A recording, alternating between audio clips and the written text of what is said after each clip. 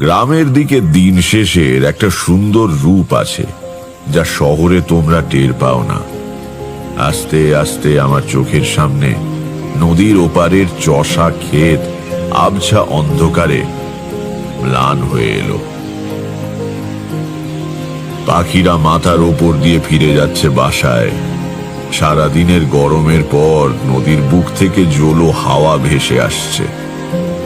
বাংলার বাতাসে বৈরাগ্য আছে, বুঝলে। কিছুক্ষণ চুপ করে খোলা হাওয়ায় বসে থাকলে মনে হতে শুরু করে, এই কার কি হবে অনর্থক উন্নতির চেষ্টা করে।